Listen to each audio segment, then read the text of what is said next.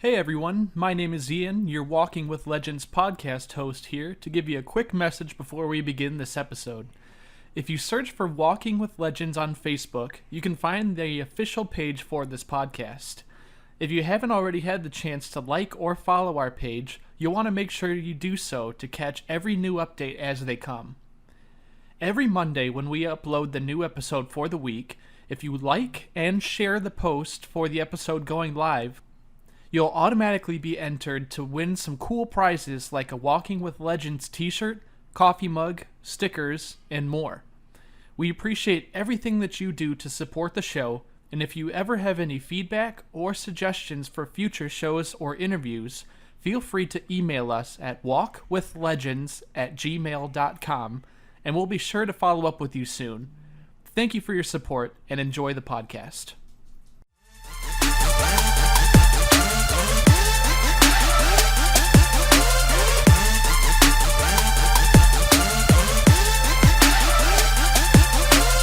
Welcome to Walking with Legends, the podcast dedicated to telling the stories behind the most iconic athletes and teams in sports history and what made them become a legend.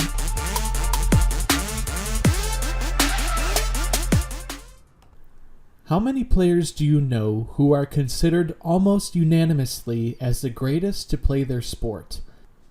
A player who was able to place such a mark on their team that the whole world took notice that they were a force to be reckoned with. The sport of soccer is unique in the fact that it allows for consistent match play between different countries, allowing players across the world the chance to compete and compare their skills, not only with the best players in their own country, but in the world on a weekly basis. Our featured player not only was considered one of the best to ever play her sport, but was so good that she was able to start her career at age 15, going on to dominate the world stage for almost 2 decades. Today, we examine the life and career of American soccer superstar Mia Hamm. When you think of professional soccer, what usually comes to mind?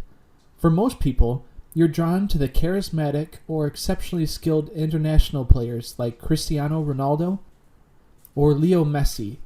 Or maybe you think of the World Cup, which happens every 4 years, which brings the best teams around the world together for bragging rights on a global scale.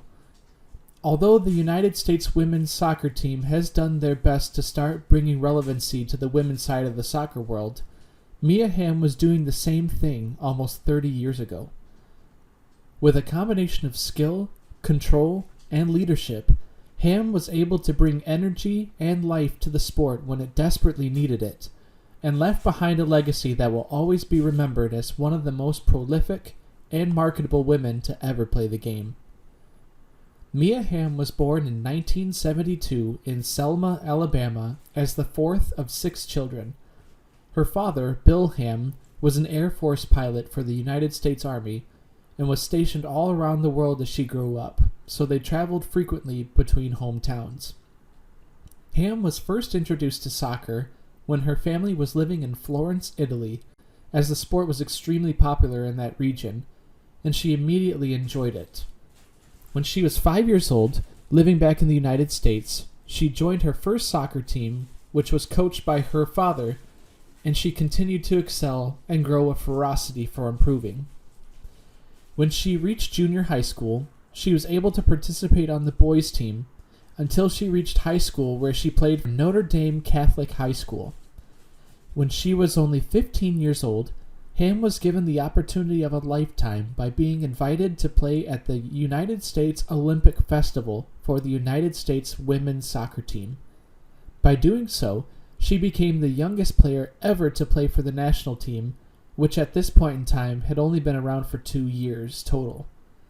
In 1986, one of the first coaches of the USWNT, named Anson Dorrance, was tasked with putting together a team to compete in the Mundialito tournament in Italy, which was one of the most prestigious women's soccer tournaments in the world before the creation of the Women's World Cup.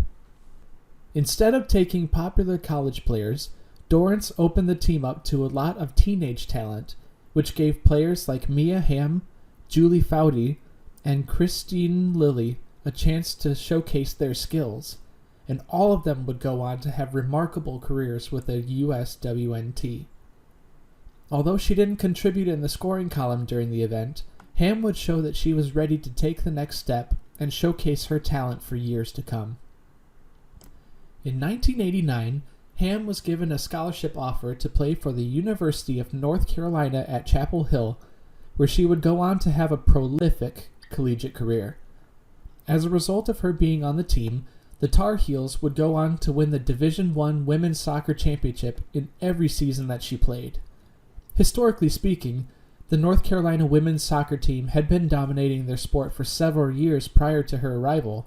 However, Hamm continued their string of success as the team lost only one of the 95 games that she played in. Hamm was able to contribute in a big way, setting the Atlantic Coast Conference records for goals with 103, assists with 72, and total points with 278. Although all these records would eventually be broken, she was honored in 2003 along with Michael Jordan by being named the ACC's greatest athletes of the conference's first 50 years. She accomplished all of this even after redshirting the 1991 season in order to prepare for what she really had her eyes set on, which was playing in the Women's World Cup. The 1991 FIFA Women's World Cup was the inaugural event held in China, and the USA national team was expected to be able to compete with the best in the world under the direction of Anton Dorrance, who was the coach of the University of North Carolina at the time. Hamm was selected to the team, and at age 19 was the youngest player selected on the team. During this tournament, Hamm was able to contribute more than in previous attempts, as she was able to make her name known in a big way in the first game of the tournament by scoring the game-winning goal against Sweden for a 3-2 victory in the group stage.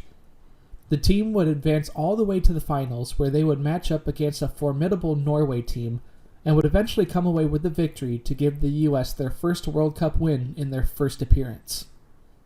The next World Cup in 1995 saw the U.S. women's team face much more adversity, as the team would finish their first game in the group stage with a draw against China PR, and the second game would go on to be a 2-0 victory over Denmark. However, Hamm got a nice surprise when she was called on to play the goaltender position for the last few minutes of the game after the team's goaltender received a red card and was tossed from the game. Although she didn't play the position long, she played well enough to seal the shutout victory and keep the national team moving along. Eventually, the team would make it to the semifinals to face off against a familiar foe in Norway. However, this time around, Norway got the better of them, defeating the team 1-0 and advancing to the finals, where they would eventually become champions. Despite the loss, the U.S. finished strong, earning a third-place finish, defeating China PR in a rematch, and providing fuel to the fire of the team to come back even stronger. In 1996, barriers continued to be broken in the world of women's international sports, as women's soccer was recognized as an Olympic sport for the first time, providing star players like Mia Hamm further opportunities to showcase their skills on a global scale. In the 1996 Olympic Games, held in Atlanta, Georgia, the women's team would again face stiff international competition, posting 2 wins and a tie in their group stage, again tying a resilient China team. In an exact replica of the 1995 World Cup, the U.S. would again face off in the semifinals against the Norway team, exacting their revenge to reach the finals against, you guessed it, the China team that had been giving them fits. Hamm battled through a lot of adversity to be able to play in this game, as she had contracted multiple injuries during the Olympic Games. However, she battled through them all and lasted until the very final minute of the game, when she was eventually taken off on the field on a stretcher. The team was victorious, capturing the first women's soccer Olympic title in history, on their home soil no doubt, and proving that the sport would continue to grow in popularity and competition. It was during the 1999 Women's World Cup that Hamm became an international icon, which, humorously enough, seemed long overdue. By this point in her career, Hamm had already scored a world record 108 international goals, counting both men and women, and had led the U.S. team to multiple world championships. However, the grit, leadership, and tenacity that she showed during this event would be the crowning achievement of her career, and what many would go on to remember the clearest about the legacy of the United States women's soccer team, as well as Mia Hamm. Through the beginning of the tournament, it seemed like it was going to be another day at the office for the USWNT, as the team cruised to 3 easy wins in the group stage to advance to the quarterfinals, where they played a tightly contested, back-and-forth game against Germany, eventually coming out on top 3-2. In the next game, Hamm would help seal the victory against a solid Brazil team, drawing a penalty kick near the end of the game which allowed her teammate Michelle Akers to ice the game and win 2-0 to secure another trip to the finals against none other than the China squad they had faced in the past. Similar to their previous encounters, this game against China was a knockdown, drag-out, low-scoring affair. The teams traded blow for blow, but no team was able to capitalize, forcing the game to go into penalty kicks. All the U.S. players, Hamm included, were able to convert on their penalty kicks, which lifted the Americans to their second World Cup title. Brandi Chastain, who scored the game-winning penalty kick, was the subject of the iconic photo where she took off her jersey and slid onto the ground, perfectly encapsulating a hard-earned victory by the Americans. What may be unknown, however, amid the celebrations, was that shortly after the victory celebration, Hamm collapsed in the locker room due to severe dehydration and required an intravenous drip and a half-day of bed rest just to regain her strength. The game conditions were 120 degrees on the field, so everyone was exhausted by the end of the game. Clearly, the events that had transpired had taken their toll on her, but she was able to celebrate with the rest of the team as they did what champions do: visit the White House, host victory parades, and, of course, go to Disneyland.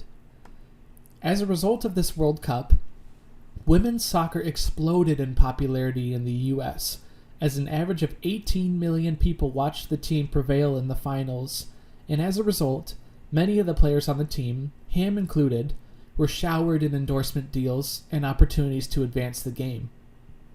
Hamm would go on to sign deals with the likes of Gatorade, Pepsi, Nike, Powerbar, and Dreyer's Ice Cream, to name a few, have her face on a Wheaties box, and star in one of the most iconic TV commercials ever. In 1997, both Michael Jordan and Mia Hamm were in their prime, and as a result, Gatorade enlisted both athletes' help in creating a commercial with a simple premise, where both athletes would face off against each other in multiple sports, taunting each other along the way.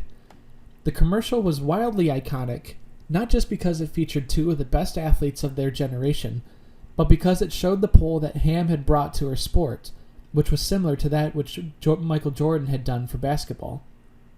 Although the soccer team had only been in existence for less than 15 years at that point, she had quickly become the face of an emerging sport that would continually bring recognition and pride to the American public.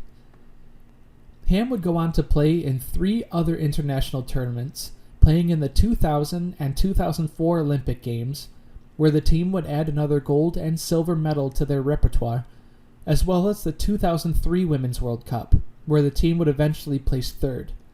All in all, Hamm would play in 38 international matches for the Olympics and World Cup and score 13 goals, but more importantly, she brought credibility and attention to women's sports as a cultural icon.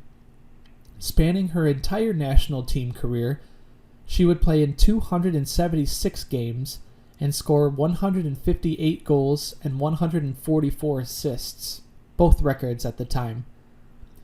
These records would hold all the way until 2013, when she would be beaten by fellow American Abby Wambach. Another impactful contribution that Hamm made to the game of soccer was being one of the first players in the Women's United Soccer Association, which was founded shortly after the 1999 Women's World Cup victory by the U.S. The league benefited heavily from the star power that Hamm brought to the league, enough to allow the league to last for a few years before eventually folding due to financial troubles. During her tenure in the league, she was able to add 25 goals and the WUSA Championship to her resume.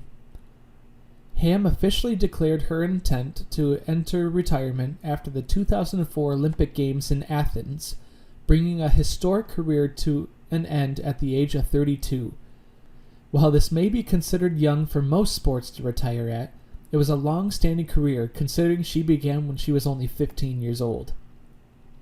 In addition to the multiple accolades Hamm has received in her career, she was named to the FIFA 100, which was a list of the 125 greatest living soccer players, as selected by international soccer legend Pelé, becoming one of two women, alongside teammate Michelle Akers, to be selected. She was also inducted into the National Soccer Hall of Fame in 2007, and in 2013 to the World Football Hall of Fame, becoming the first woman to accomplish the feat. Throughout her career, Hamm was known for having an abundance of passion and hunger to succeed, but also a graciousness and humility that was uncommon for a sports figure of her caliber. In a 2013 documentary, Julie Foudy, a longtime teammate of Hamm, would be asked about how Hamm was able to stay so grounded in her career, and would go on to describe what she thought her response would be by saying, quote, "I'll be the best player in the world when I can run all day like a Christine Lilly, or lead like a Carla Overbeck, or head the ball like a Michelle Akers, or finish like a Tiffany Melbrett. That was Mia. That's what I loved about her. She did it with such a graciousness," end quote. She was always willing to pass the credit and attention from herself to her teammates, and would often encourage and fire up the team. Though Hamm experienced a great deal of success throughout her career, it was because of heartbreak that she started the Mia Hamm Foundation in 1999. Her adopted brother, Garrett, was suffering from a rare blood disease called aplastic anemia for almost 10 years, before eventually losing the battle and passing away due to complications in 1997. The foundation's goal is to promote awareness and raising of funds for families in need of bone marrow or blood transplants, and tries to encourage individuals to register in the bone marrow registry. Hamm started a yearly charity game, affectionately referred to as the Garrett Game, with the goal of raising funds for the foundation. The foundation also seeks to empower women to play sports and find their passion. Hamm described her intent for this through her foundation's website, saying, quote, "Needless to say, I would not have enjoyed the successful career I have without the efforts of other female pioneers who worked tirelessly to provide opportunities for women in sports. Today, I seek to follow in their footsteps. I am at once encouraged by the growth of opportunities for girls in recent years, and am eager to ensure that progress continues by working towards developing programs and initiatives for young women across the athletic spectrum," end quote. Today, Hamm continues to make her mark on the sport of soccer, as she's added accolades to her career such as becoming a global ambassador for FC Barcelona, one of the most popular teams in the world, being named to the board of the National Soccer Hall of Fame, becoming a co-owner of the Major League Soccer team Los Angeles FC, and sitting on the board of directors for AS Roma. In 2003, she married former Major League Baseball player Nomar Garciaparra, and has twin girls named Ava and Grace, and a son named Garrett. It can be easy to take for granted the success that certain sports teams enjoy in modern times, forgetting that, like all things in life, they required a beginning that was filled with uncertainty, risks, and a fire to propel it forward.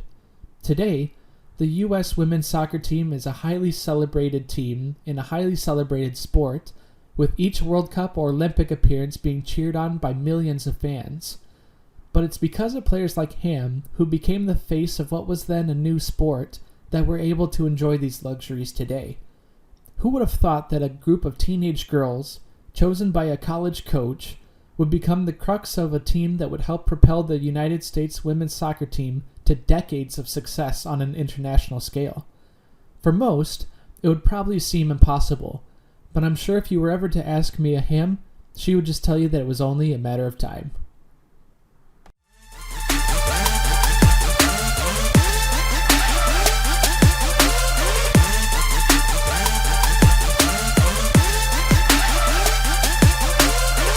Thank you for listening to the Walking with Legends podcast.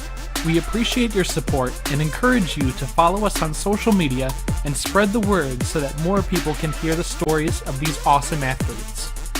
Tune in next week as we examine the life and career of Kalamazoo Wings assistant coach Joel Martin. Until next time, have a legendary week.